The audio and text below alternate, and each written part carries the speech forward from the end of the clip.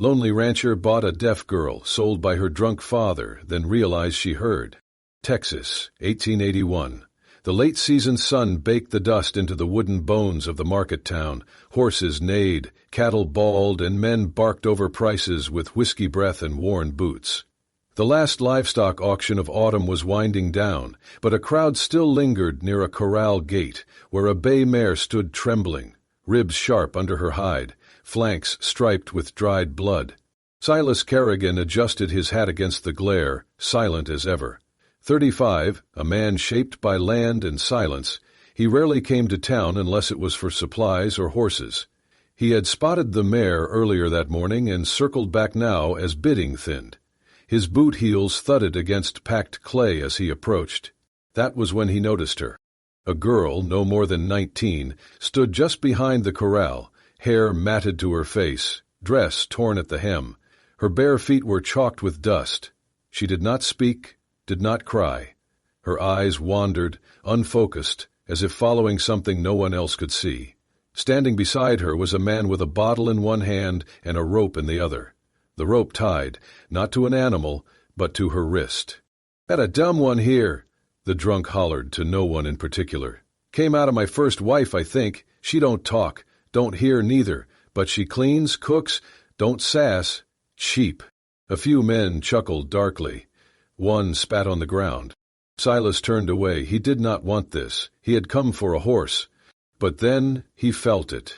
Not a voice, not a cry, just a glance. The girl was watching him. No desperation in her face, no pleading in her body. Just a look, clear, still, fixed on his face. And in that look was something he had not seen in a long time. Understanding. Or maybe a mirror of his own aloneness. The drunk stumbled closer. You got coin. Want the horse? She comes with it. I ain't dragging her back. Not worth the dust on her toes." Silas hesitated.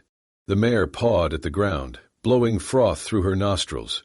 The girl's gaze did not move. He turned back, looked the drunk in the eye.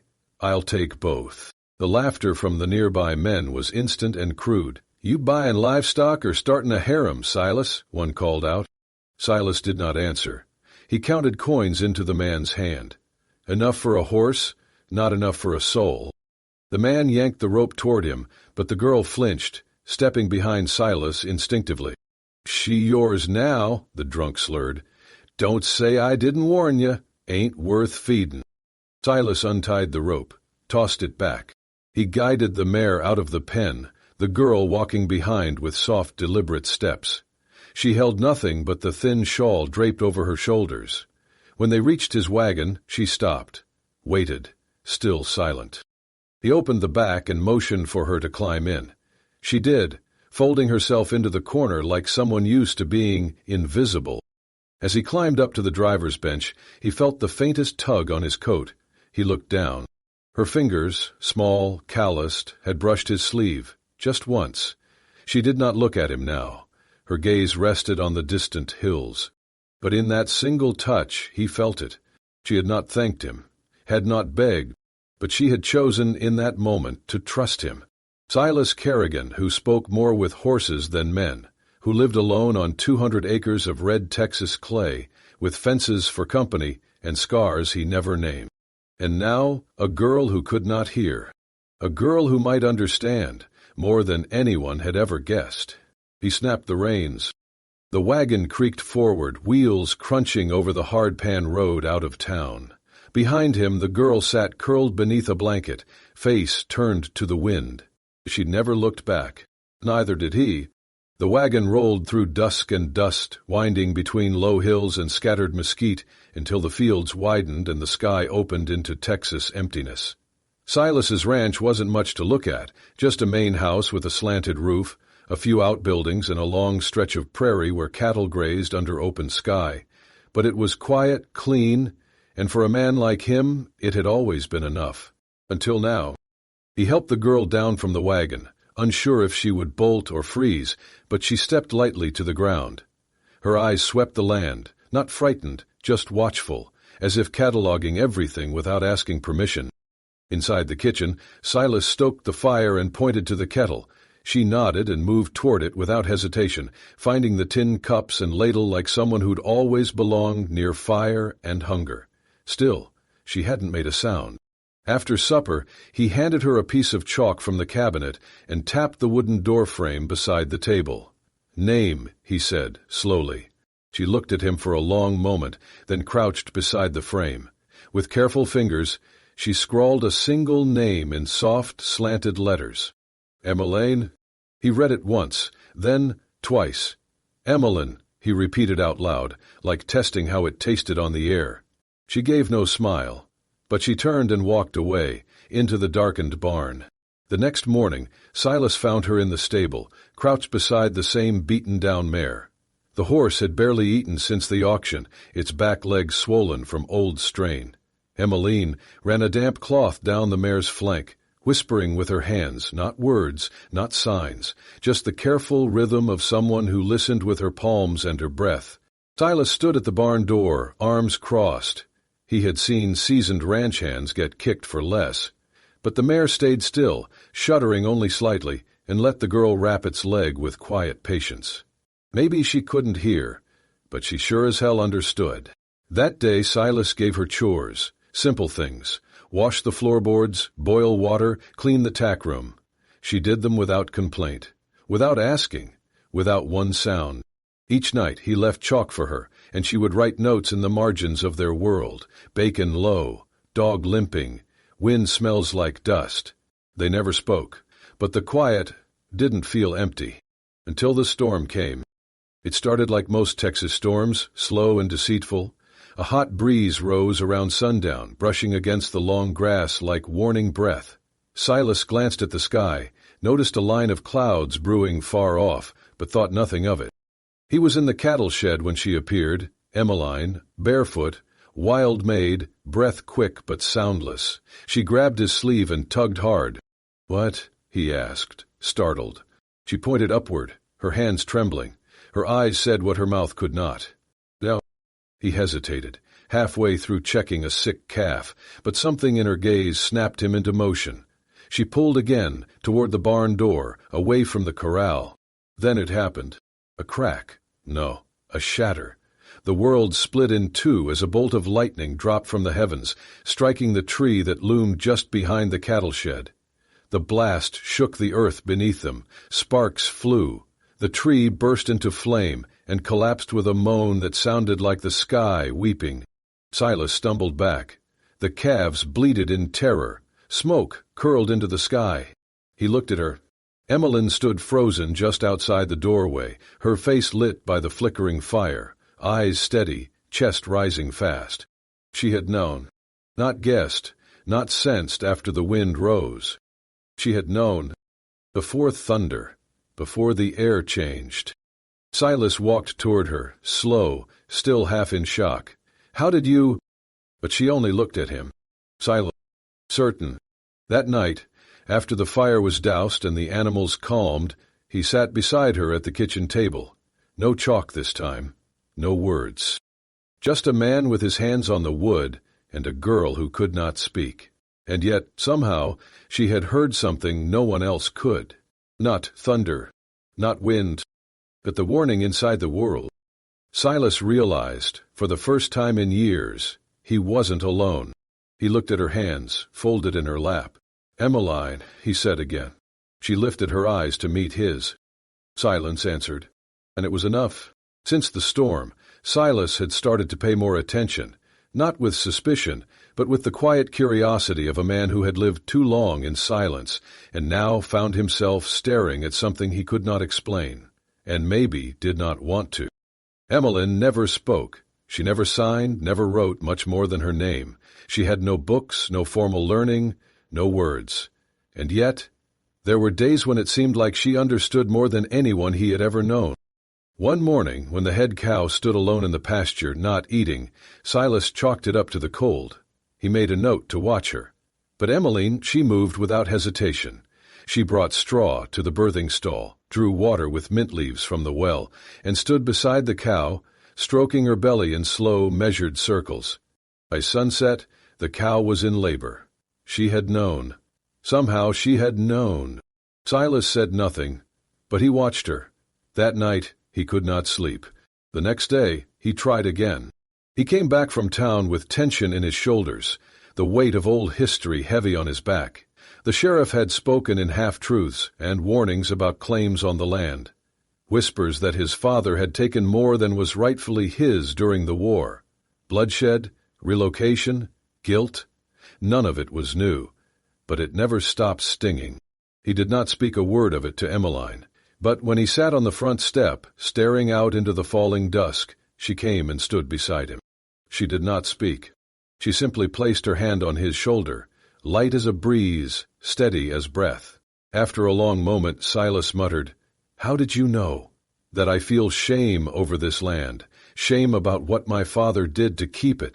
Emmeline's dark eyes searched his.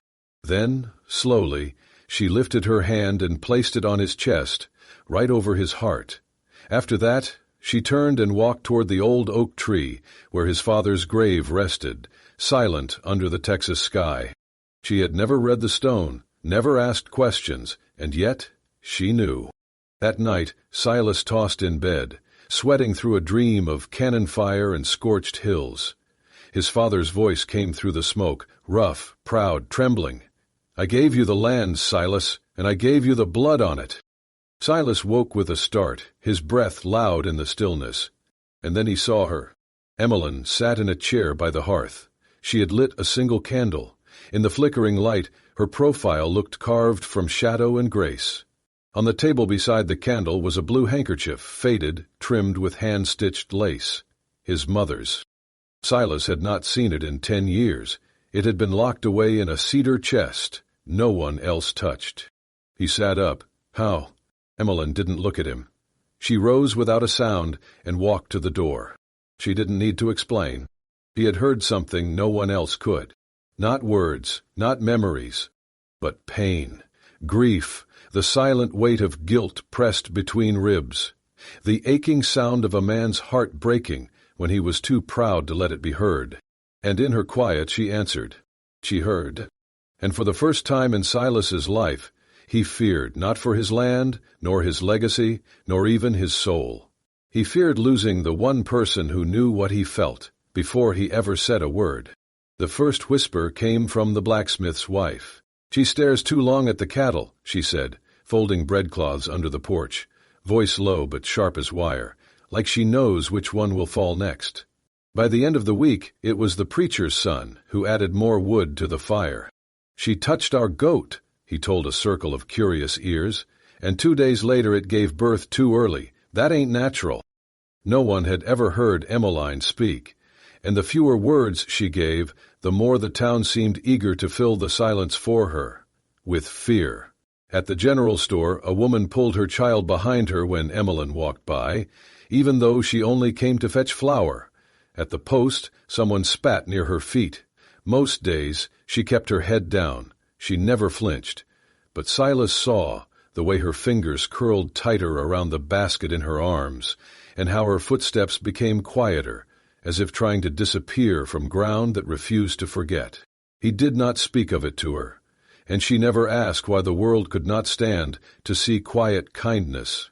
But one afternoon, when a ranch hand's boy came down with a burning fever, red-faced and seizing in his sleep, it was not the doctor who came.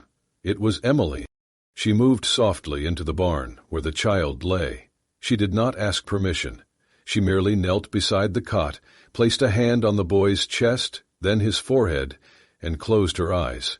When she opened them again, she walked outside, cut 3 types of herbs from Silas's drying wall, lavender, feverfew, and rabbit tobacco, and returned with a hot cloth. The boy drank the steeped leaves in silence. By sunrise he was sitting up, hungry again. His mother wept, held Emmeline's hand with trembling thanks. But the next day she could be heard whispering at the well. She did not ask what the boy's symptoms were. How did she know? How did she know? The fear was no longer quiet.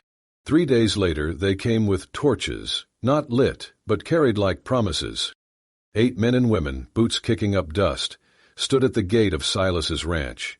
The oldest among them, Mr. Withers, A man whose own daughter had not spoken to him in years stepped forward.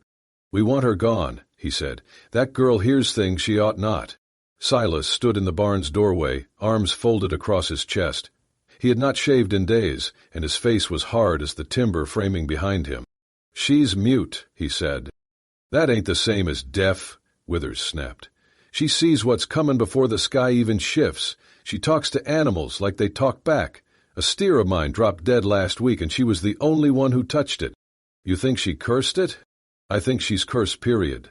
A murmur rippled through the crowd. Inside the house, Emmeline stood behind the curtain. She had heard the gravel shift under their boots. She had seen their faces, twisted not with hate, but something worse. Certainty. She moved to open the door, but Silas held up a hand. He stepped forward, boots sinking slightly in the thawing mud, and faced them squarely. "She saved a child's life. Maybe she's the one who gave him the fever in the first place," a woman spat. Silas didn't raise his voice. He didn't have to. "She is the only person I know who listens," he said. "Not with ears, with her hands, with her breath, with her whole damn soul." The crowd stilled. "I have lived 35 years, he continued, voice low but unshaking, and I can count on one hand the number of people who truly heard me, not just my words, but my silences, my regrets, my grief. And she did, without saying a single thing." He turned slightly, his eyes sweeping over them. "You want to run someone off for being different, for seeing the world you're too afraid to face? Fine, but you'll have to go through me." Withers opened his mouth, then closed it. No one moved. Then, slowly, the crowd dispersed, torches unused, boots heavy. That night, the ranch was silent, except for the wind. Inside, Emmeline placed a pot of warm cider on the fire, then moved beside Silas at the table. She did not sign, did not write, did not even look at him. But after a moment, she reached out, rested her fingers on his hand. It was not thanks, it was recognition. He turned his palm upward, curled his fingers gently around hers. And together, in the stillness, they listened to the crackle of the wood, the hush of the night, and the bond growing between two souls that never needed words to speak. The first snowfall of December came quiet and slow, like someone laying down a blanket over all that had burned or broken. Emmeline stood by the window of the log kitchen, her fingers threading a needle through scraps of old fabric, leather patches, wool cuffs, the lining from an old coat Silas no longer wore. She was making a cloak, not for herself, but for him. She did not need to hear the wind to know the cold was coming. Silas watched her from the barn door. She moved with purpose, every motion deliberate. She had no words, but in the weeks since the townsfolk had turned away and he had chosen to keep her there, his world had found rhythm again. She brewed coffee every morning before the sky turned gray. She lined the chicken coop with pine needles. She brushed the horses in slow circles and trained the yearlings using gestures no cowboy had ever thought to try. He had never seen animals respond that way to someone. She would stand still, just long enough for a skittish foal to inch closer. Then she'd raise a single hand, slow and open, and wait. And somehow, always, they listened. The silence around the ranch no longer felt like loneliness. It felt like listening. One late afternoon, Silas rode out toward the ridge, checking the fences before the storm they both knew was coming. The light had just begun to dim when his horse startled. A loose rock, maybe, or a scent on the wind, and reared. He was thrown hard, landing shoulder first on frozen earth. The breath rushed from his chest. For a moment he could not feel anything but the throbbing pulse of pain where his arm struck a jutting root. He staggered to his feet, bleeding from the elbow. The sky was deepening fast. He wrapped a cloth around the wound and tried to walk, but each step sent sharp pain through his ribs. When he stumbled into the yard, the last light had faded. Emmeline burst from the cabin before he could knock. She had felt it. Or perhaps she had just known, one of those strange, uncanny instincts of hers that no one could explain. She helped him inside, sat him down by the hearth, and peeled the cloth from his wound with gentle fingers. Her brow furrowed as she worked. She brought water, cleaned the gash, and pressed a poultice of yarrow and pine sap against it. He watched her, "You always know," he whispered. She met his eyes. Then, without warning, she lifted his hand to her face, then pressed her lips, soft, warm, against the edge of the wound. Silas stilled. The fire cracked, and the room seemed to hold its breath. Emmeline did not speak. She did not smile, but something passed between them, like a door opening in the quiet. Later, as the storm rolled in and snow dusted the window panes, Silas sat across from her at the table. He had taken a piece of paper from his desk drawer and written, slowly, carefully, each letter shaped with meaning that could not be spoken aloud. He turned it to face her. "I want to hear your heart," it read, "if you'll let me listen with mine." She looked at the words for a long time. Then her fingers reached out and touched them, one by one, as if to feel the truth inside the ink. When she finally raised her eyes, they were wet, but not from sorrow. She reached across the table and touched his chest, just once, just enough. And then, for the first time since she had entered his life, she smiled. Not a polite smile, not one of fear or thanks, but a smile like sunrise, like something breaking free after being held in too long. Outside, the wind howled, but inside that cabin, a silence deeper than words had found its voice, and it was warm, and it was real. The days softened. Winter still gripped the ridges, but between storms, life returned slowly. So did something else, something quiet and steady between Silas and Emmeline. She taught him sign language, water, fire, thank you. Her fingers moved like branches in the wind, and though he fumbled, she never laughed, only touched his hands, guiding them until he got it. He taught her to ride. She had never sat a saddle before. The first time she clung to the horn, knuckles white, but he walked beside her, speaking low though she could not hear. She moved with the horse, anyway, sensing its rhythm through her bones. They built a small room off the cabin, part shelter, part refuge. There they shared meals and silence by the fire. They did not need words. Their glances said more than language could. He noticed things. She smiled when birds gathered at dusk. She flinched at sudden pops in the fire. She always knew a storm before it came.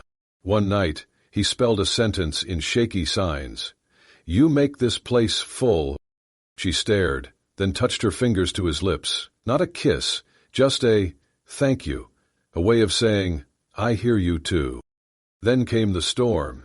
Silas had fallen asleep by the fire after repairing fences all day.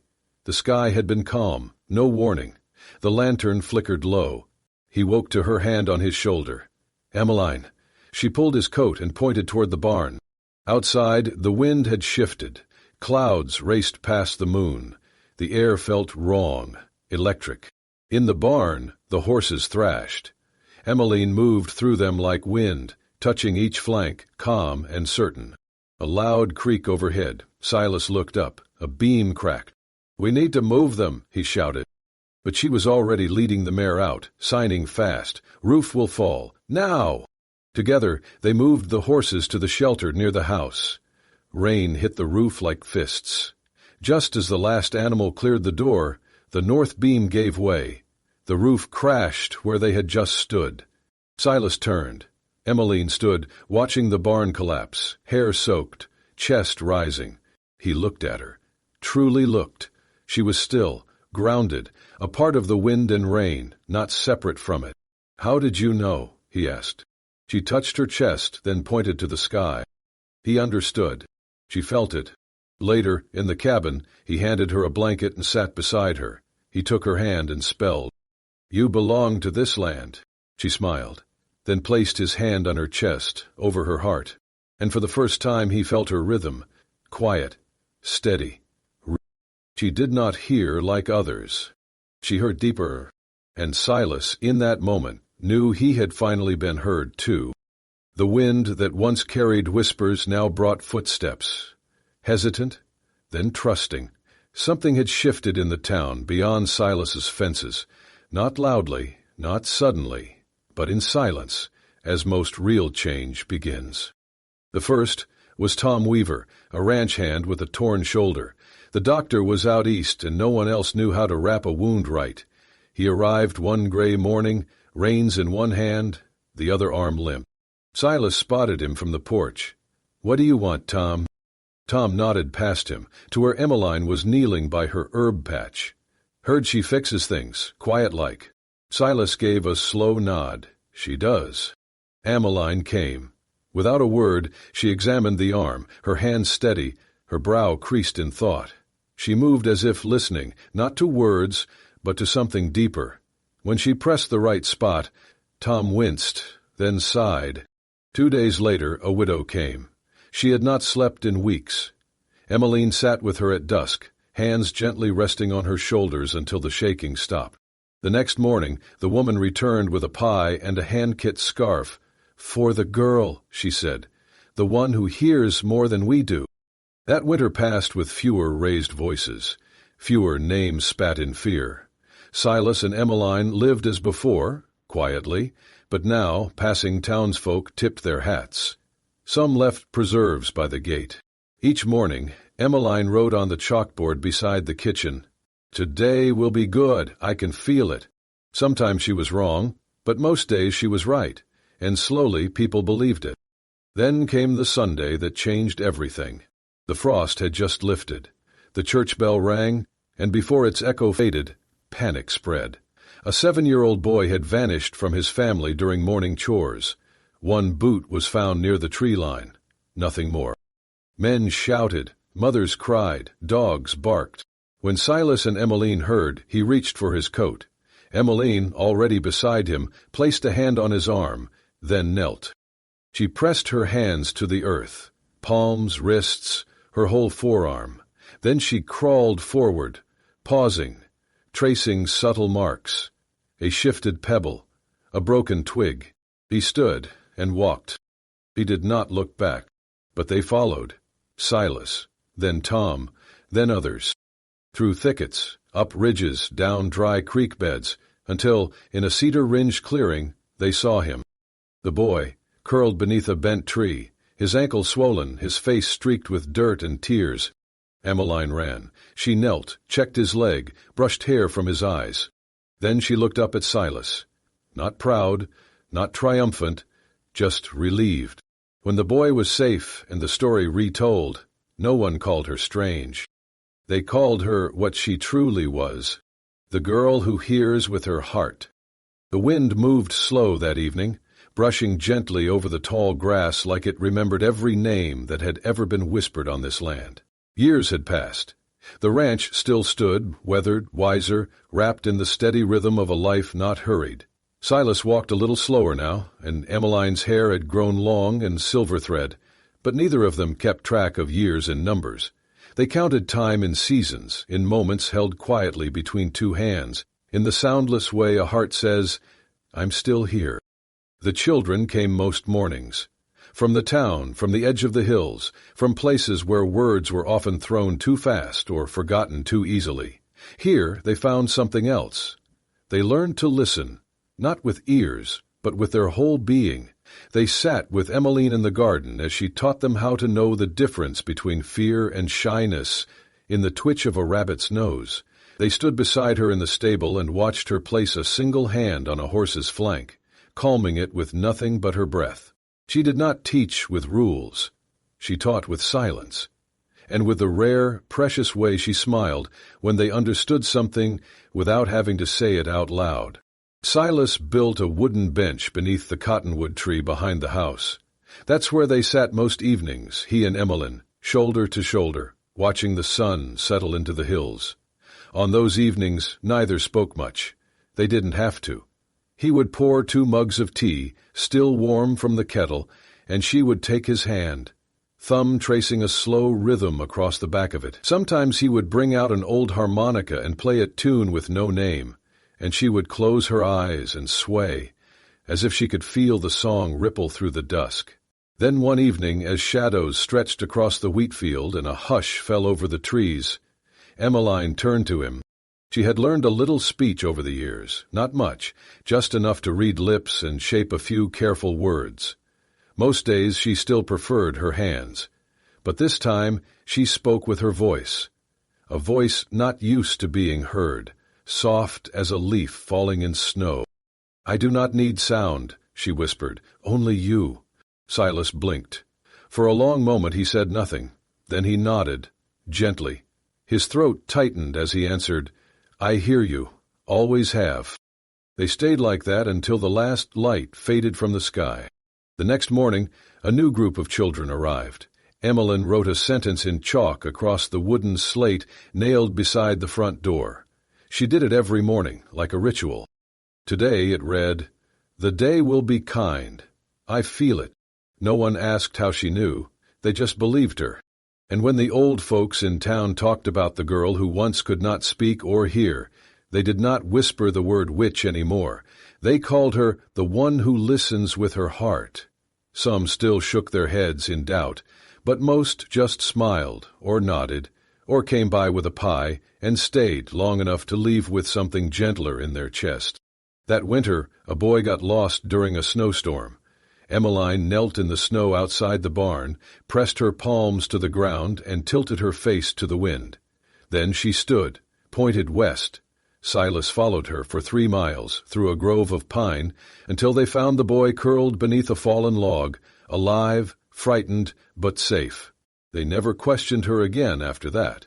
The final scene of the year found Silas and Emmeline walking together through the pasture.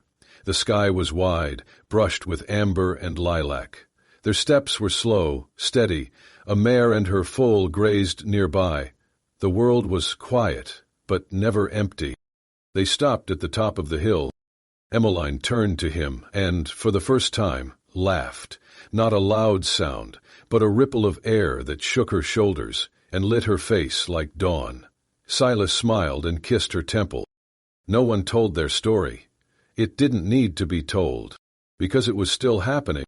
And sometimes the truest love is not the one shouted from rooftops, but the kind that walks beside you in silence every day and never asks to be anything more than real. If your heart has ever paused for a gaze that understood without words, if you believe that love does not need a voice to be heard, only a soul brave enough to feel, then the story of Silas and Emmeline was meant for you. Out on the quiet plains of the American West, where wind and silence speak in the same tongue, a lonely rancher and a girl the world called deaf discovered a language deeper than sound, a language of hands, of glances, of hearts that knew how to listen. Thank you for walking this journey with us. If stories of love that endure through prejudice, pain, and unspoken grace speak to you, subscribe to the Wild West Love Stories channel. Here, love is not just told, it's remembered, it's reclaimed, and it echoes long after the last word fades. We'll see you again in the next story. Until then, may your quiet moments be full, and may someone always hear the heart you carry.